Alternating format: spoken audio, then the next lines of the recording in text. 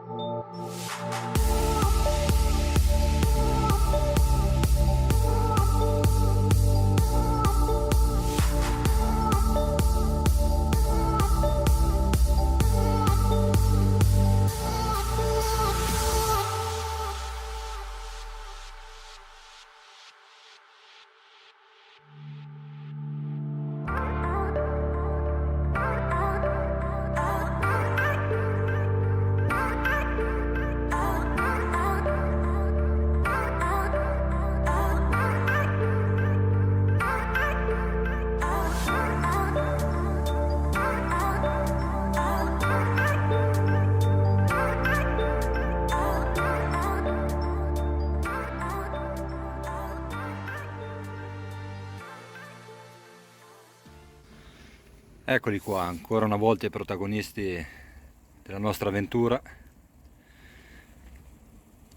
Cefaletti.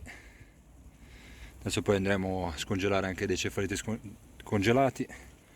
Abbiamo qualche granchio e si parte. Allora, la prima che farò partire è una teleferica piombata. Piombino direttamente sul terminale.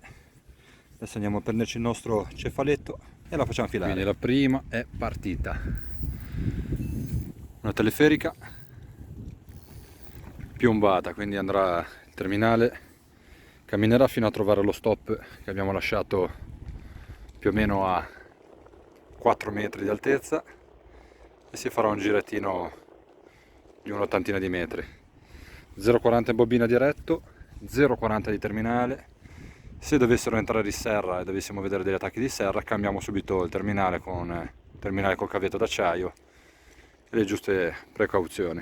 Adesso si parte così. Allora, seconda canna di stasera, una telescopica, montatura galleggiantone 25 grammi, scorrevole. Gli daremo una decina di metri, piombino scorrevole, girellina barilotto, terminale abbastanza lungo, 2 metri, 2 metri e mezzo, 0,40.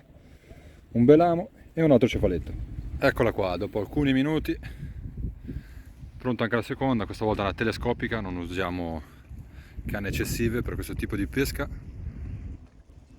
Galleggiante, starlight, abbastanza metri per farlo lavorare quasi sul fondo. Cefaletto abbastanza piccolo e si parte. Anche allora, prepariamo un po' la terza canna. Questa volta cefaletto congelato, lo scongeliamo con un po' d'acqua, cavetto d'acciaio, polistirolo, 0,45 per fare il nostro terminale, forbici. Lo pulisco, lo preparo direttamente girato intero e la terza canna è pronta. Eccolo qua, il nostro terzo innesco, amo ben di fuori, cefaletto utilizzato per intero, abbiamo tolto la testa, lascio la coda di fuori, polistirolo all'interno. 0,45 terminale e si fa partire.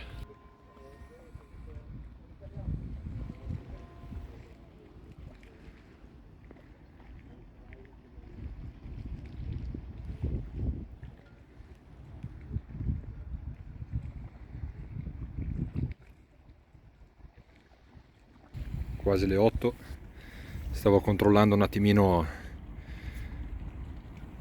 il mio cefaletto, recuperando mi è venuto dietro un serrone gigantesco. Adesso ho il 40 sotto, magari se vedo degli attacchi cambiamo subito cavetto d'acciaio.